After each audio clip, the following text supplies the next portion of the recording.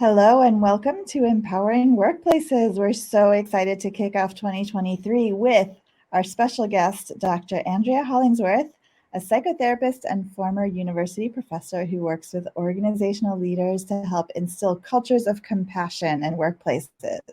Join us for this awesome discussion.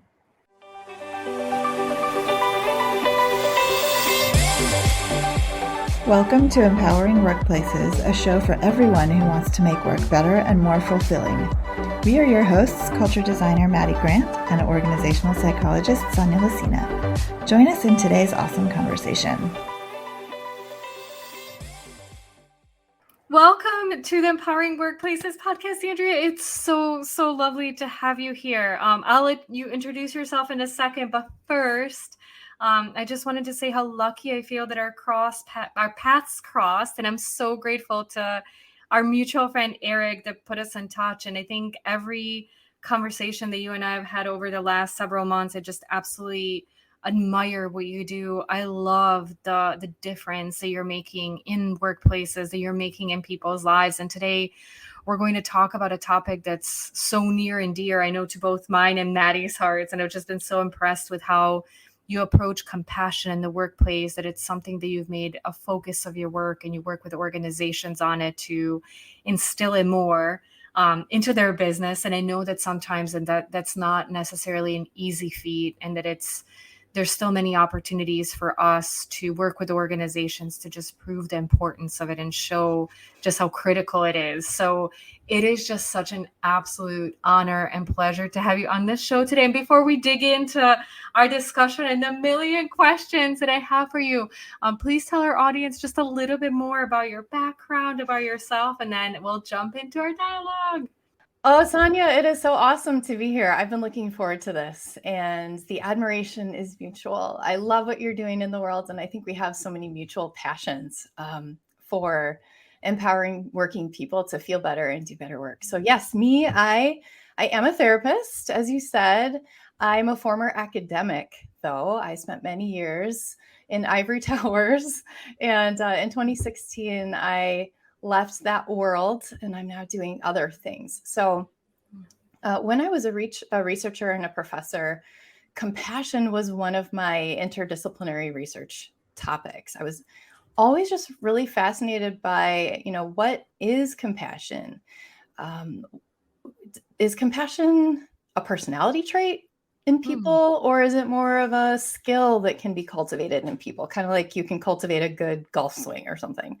Hence, the answer to that is yes, it is more of a skill that you can actually work on. I looked into how empathy is felt and expressed, how compassion gets played out in the world and makes a difference in groups of people.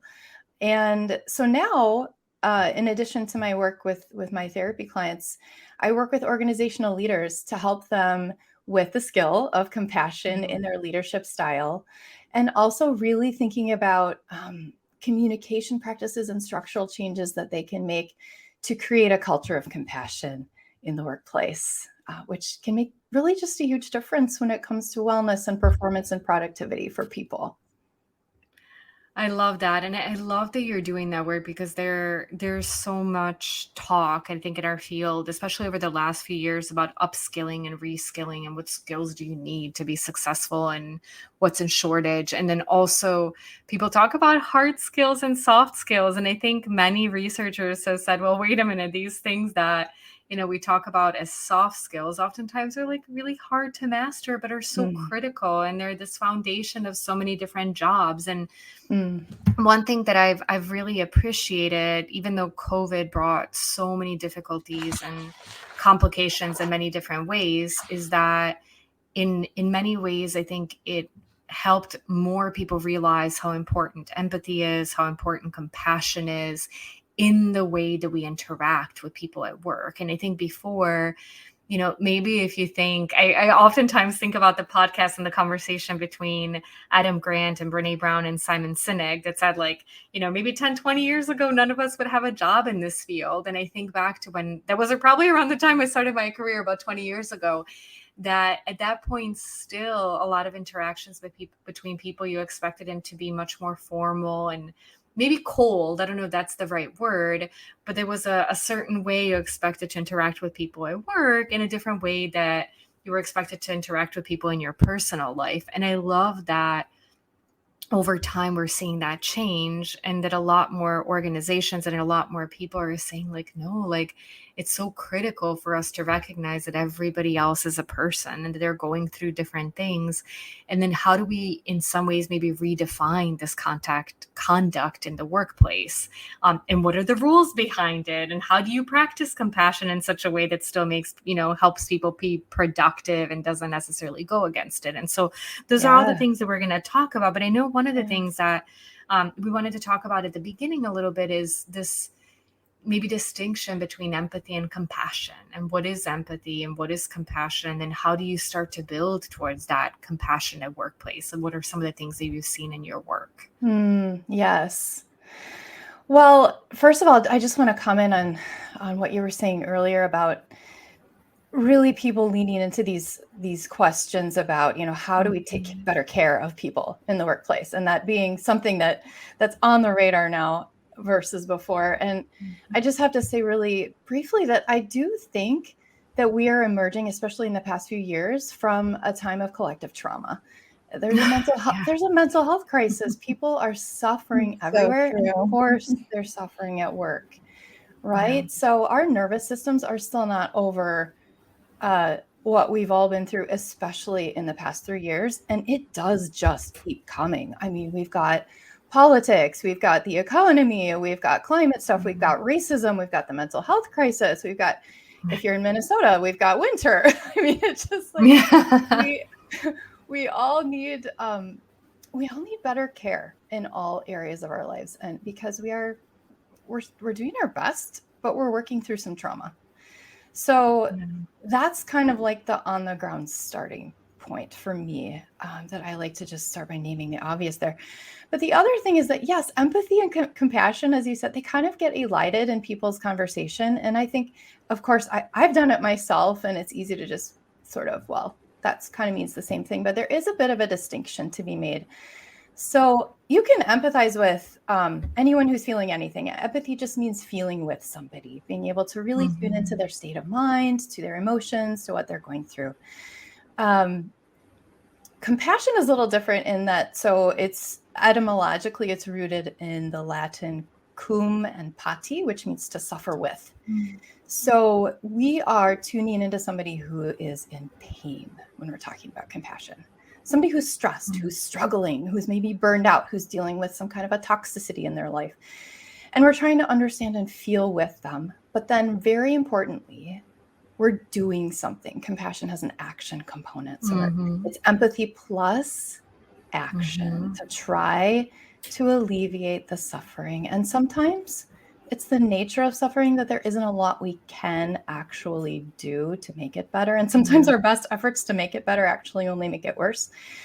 But then the conversation begins to be about what does a compassionate presence look like? And how is that active even in and of itself? And we think about, a compassionate managerial presence. What does that look like in the workplace? So really helping people experience the workplace as here is somewhere where I can be fully human, where, yes, I've got some stuff I'm working through, and I can trust that I'm seen, that I'm empathized with, and that I'm supported in active ways wherever that's possible. That's what I start to get excited about. Yeah, I love that explanation and distinction. It's interesting. I'll jump into our first data point in a second, but I remember, because I think about empathy and compassion a lot. And I remember, I don't know if it was like a trend of how people thought, or if there was just something innate to me, but to your point, like, I remember oftentimes with the best intentions, like if somebody would tell me something like that, not great that happened to them, I would say, oh, but at least this didn't happen. or it's a good thing. And now, like, everything that I've read about it, and I even call myself, I can't remember who I was talking with the other day, but I almost did that. I was like, they told me something and I was like, oh, Elise. And I'm like, no, Sonia, don't do it. Because now I've learned that it's those, some of the, maybe what seems like silver linings, like people sometimes just want to be heard. And if you can't necessarily solve something for them at that point, like, don't look at just the bright, like, don't remind them of the bright sides, because sometimes just holding that challenge with them and helping them feel like they're not alone is the most that you can do. But I think that's also why probably you're getting an increased amount of work, because this is, to your point, it is a skill that can be developed, but it needs to be developed. And it's oftentimes, like, it's not necessarily something, like, I think there is one step of people accepting the compassion is important in the workplace, but acceptance or realization of it doesn't mean you're automatically going to become this amazingly compassionate person. Much like if I decide tomorrow, I feel like running is really good for my body. I'm a terrible runner right now. Like, I'm not going to go out there and, get on a marathon and get this crazy time. I probably wouldn't, like, even make it through it. But there are different steps and different trainings. And I think that's what people need to realize and give themselves, be self-compassion and give themselves a break to say, I want to learn these behaviors. I want to do what's right, but it's also going to take me time to get there. And it's going to take me conscious time investment. And so the first data point, both are related to our discussion, but the first one, because you had mentioned, something around managers and others providing you support. So one of the things that we do for our podcast is we go out and we ask, workers in the United States through, our Question Pro surveys around how they're currently feeling, what they're thinking. And the question that we asked them for this podcast was, when you are in distress at work, does your manager provide support? And so we saw that just over half, 51% of people said yes, absolutely always. 30% of people said sometimes, 12% said rarely, and 7% nearly never or never. Based on your work, when you saw these results, what was your reaction? Yeah. So as with all data, it's all in the spin, it's all in the take. And honestly, my first knee-jerk, gut intuitive response on managerial support was, I was so happy actually to see that over half of those surveys felt that their manager always provides them support when they're distressed. I think that's truly awesome. And to the extent that this is representative, there are a lot of people out there feeling that direct empathy and advocacy from their managers, which is wonderful. And that said, there's this other angle you could take, which is, that just under half of workers can't count on being seen and supported when they're struggling. So 30% said sometimes.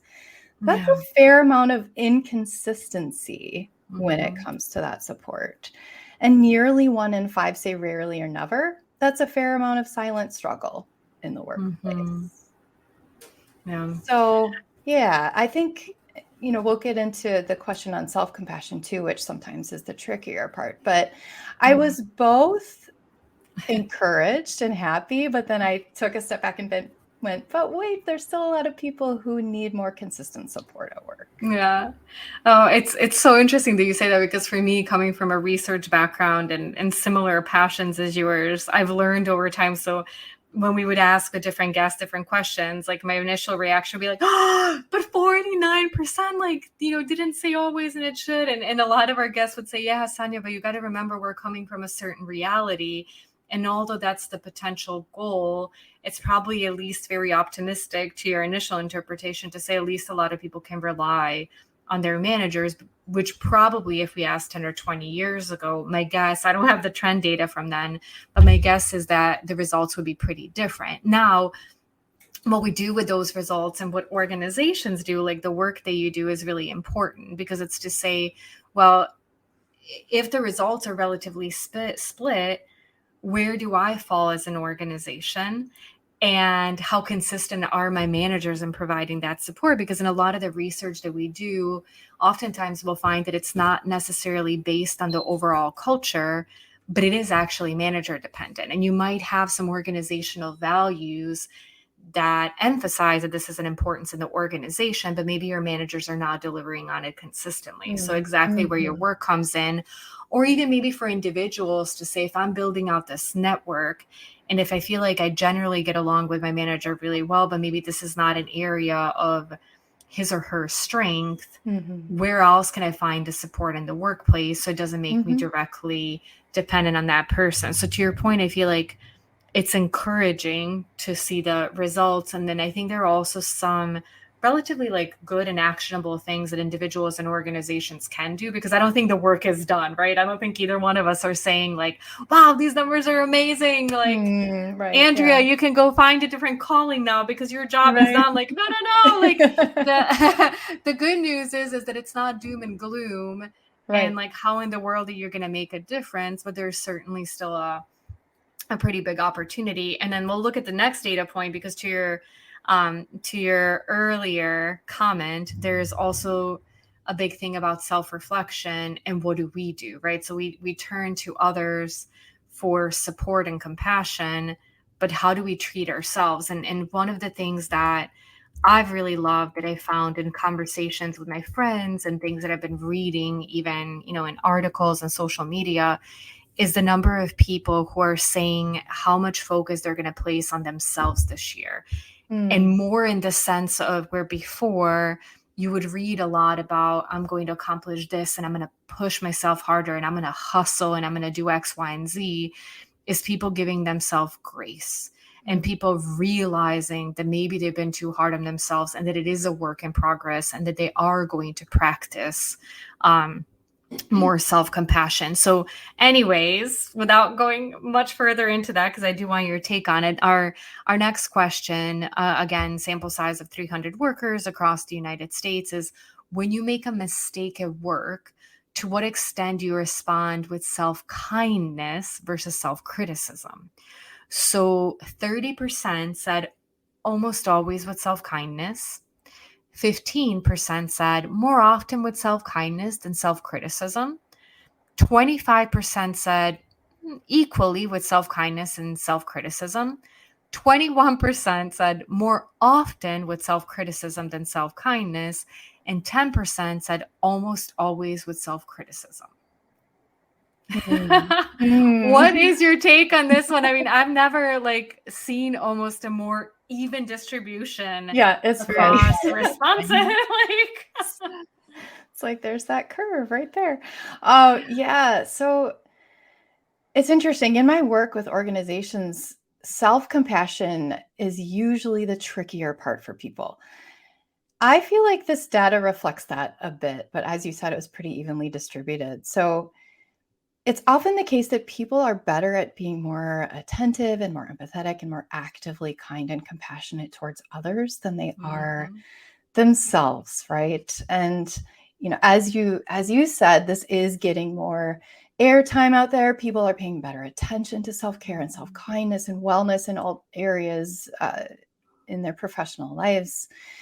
But there is some work to do. And I find this especially with leaders, with managers, with anybody who has a leadership bent or position, they often tend to have quite harsh and strident inner critics that are sort of goading them all of the time to do more and do better and convincing that they're just not good enough yet. And so when I look at the numbers, again, I was encouraged by the numbers of people who really genuinely most of the time or all of the time tend to be kind to themselves. And the other side of it is that, when 56% of workers are saying that at least half the time or more, they respond with criticism in the face of a mistake, to me, that is an invitation to cultivate, just a more intentionally self-compassionate way of being at work. And it's so compelling, the research on self-compassion. I'm a huge fan of Kristen Neff and her work around self-compassion and mental health and decreasing anxiety, depression, treating trauma responses, really just finding ways to soothe the nervous system through interacting with yourself in a different way. And this gets very nitty-gritty. And in my workshops, I go I have people practice things like putting their hand on their heart and saying to themselves, conjure up a mistake you recently made, or or something hard you went through. And what is it like to sit there and to close your eyes and say to yourself, this is a moment of struggle. Everybody struggles.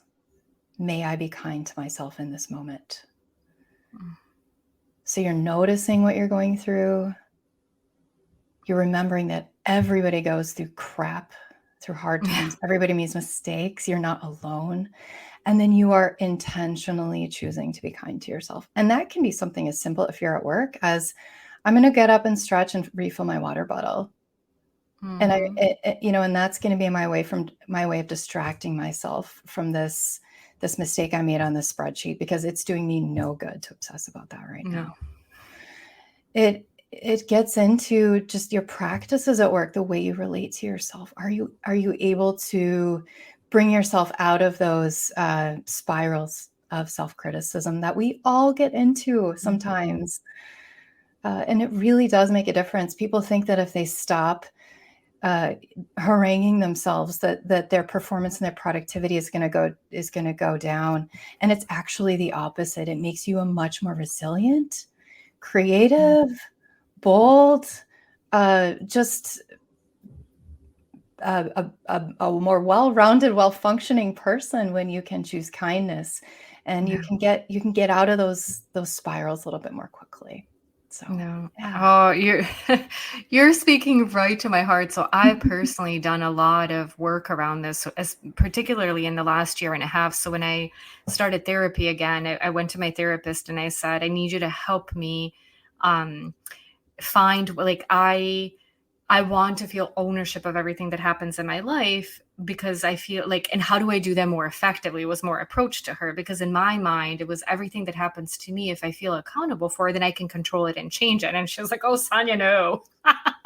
no, that's not, we're not going to work on that, right? Because that's not how I believe you should be seeing the world, because sometimes there are things that are going to happen that are not in your control, and you need to understand that it wasn't. And I'm still working on it, because Guy, our producer of the podcast, we even had a conversation, I think it was yesterday, where she was asking about something, and she's like, oh, this is on me.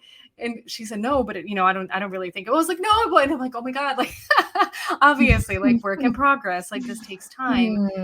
So I think, for people to realize, one, the importance of it, and two, to continue to give themselves grace as they work on that, to your point, putting their hand in their heart, the self-compassion, that there is a recognition, and again, and realization of the importance, but then it's the work in progress, and having to constantly monitor how you talk to yourself. But one other thing that I noticed too, and this was more in just my behavior, is that the more I became compassionate with myself, the more I again, I'm working on it. It's a work in progress, but that I pull out on some of those standards, work on that.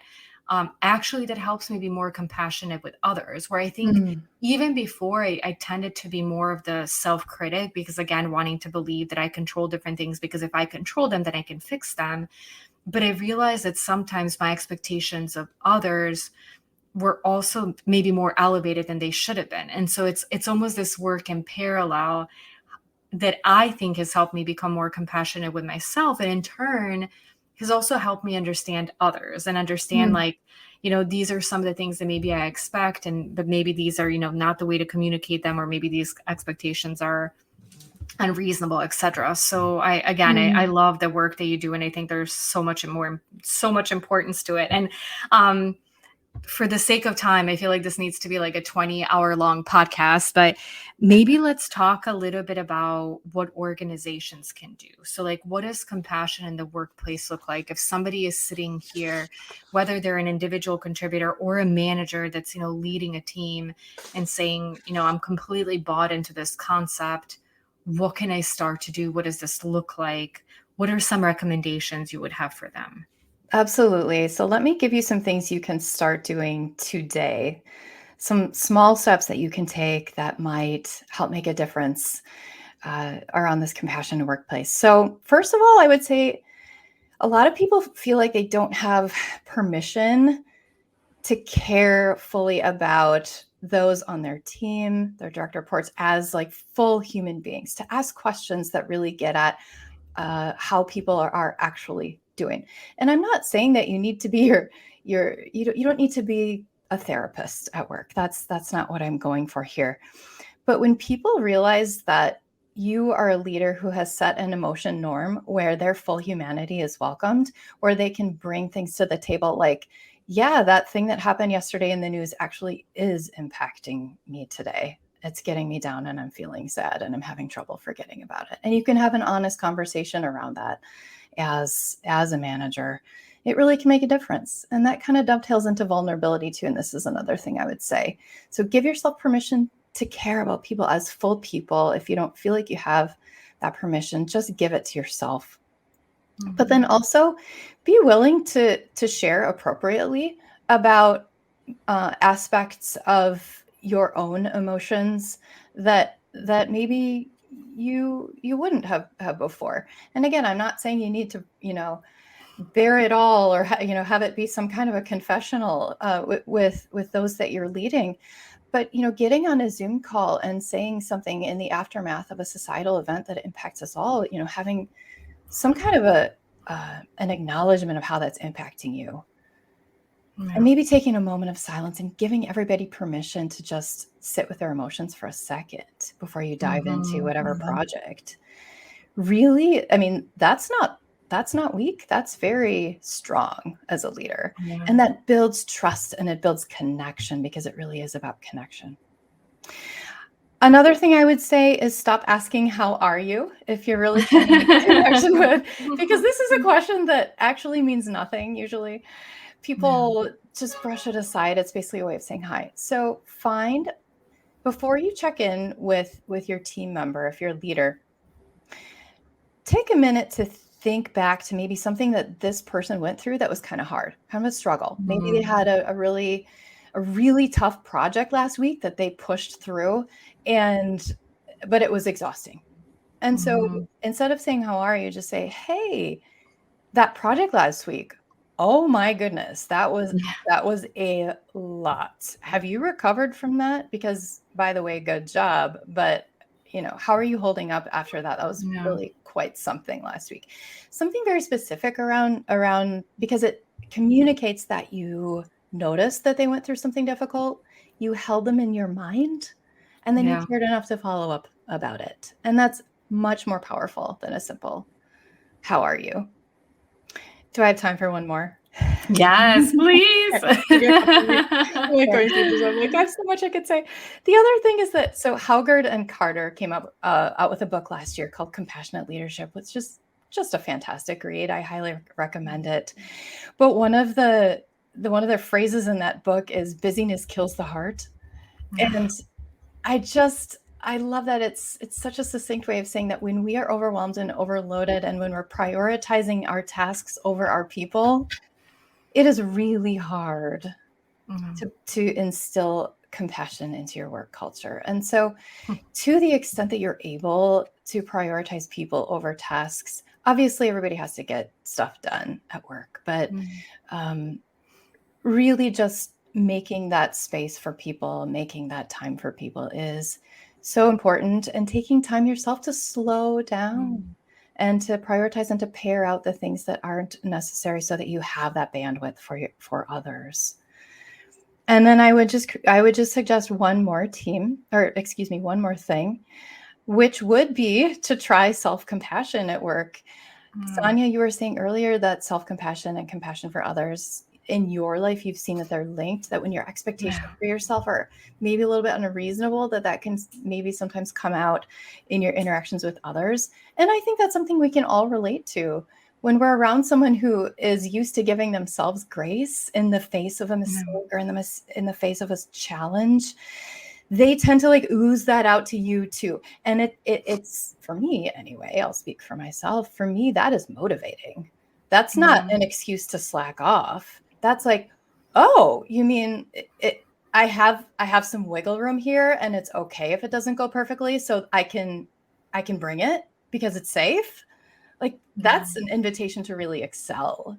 That's when you can bring your creativity and your energy. So those are just a few things. I have so many more, but yeah. Oh my goodness. And actually, like, one of the ones, I don't know if you noticed in my eyes, but like the second to last one especially made me incredibly emotional. And I think probably our listeners will maybe feel different things like as you go through, because different things will resonate with them. And you mentioned, being really busy, but making sure to take the time. And I'm looking at this like to-do list that I created when I took some time off before right at the end of the year. And then I came back and I started with this fresh to-do list. That's a beast, of course, like most people's are. And it, for a second, when you said that, I thought, goodness, like, I hope I'm checking in with my team enough. I hope I'm showing up for them. People are going through so many different things right now, because I hope inside our team, we've been able to build pretty strong compassion, but I'm thinking like, oh my goodness, am I checking in enough? Or am I just bombarding people with these messages around checking in on projects? And one thing that I hope, so again, looping back to your last one of self-compassion, like my mind went to, I hope I've done this enough over the last 2 years or however long, like that's actually how long most of our team has been together. Is that if people know that you care, sometimes if you get caught up in day to day, that they don't think like all of a sudden the person doesn't care.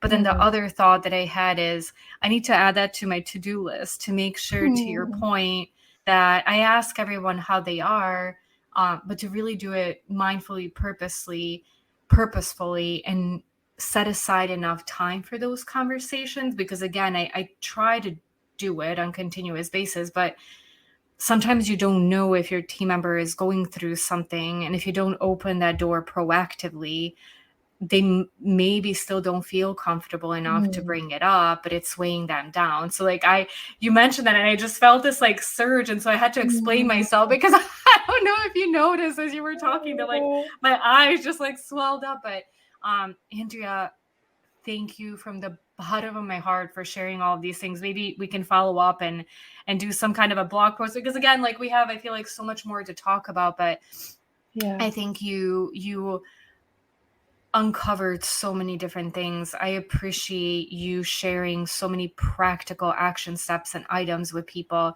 in a topic that's so incredibly complex, and that could have never been more important than it is today. And I think it's going to be increasingly important. So the sooner that we embrace it, the sooner we start practicing and learning how to be compassionate, I think it's just going to have these enormously additive benefits, not only to ourselves, but to everybody around us. And to everybody around us, I think if we practice it in the work environment, it will spill over into our personal world as well. So it's this just absolutely huge win-win. So thank you for what you do. Thank you for everything that you shared with us today. It's just, again, so incredibly, incredibly valuable. And I can't wait to continue to, watch all these incredible things that you do as a professional, and all these incredible differences that you continue to make in people's lives. Wow. I feel so encouraged and so honored by your words and just the chance to talk with you today. Like I said, I feel like we are passionate about so many of the same things. Wellness, care, empowerment, all of the very human things that we need in the workplace to excel and to be the best people that we can be in the world. So what a fun conversation, and let's keep having more. Yes. Thank you so much, everybody. Thank you, Andrea. Thank you, everybody, for listening. And we can't wait to see you again soon. Take care. All right. You too. Bye. Bye. Your culture has changed since 2020. It's time for a culture assessment. Our WorkXO assessment measures 8 culture markers that are super relevant to your ability to navigate constant change. Things like agility, transparency, collaboration, and inclusion.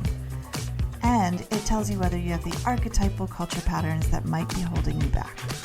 In just a 15-minute email survey, you'll learn actionable insights to help you thrive in today's environment. Get yours today. Learn more at propelnow.co.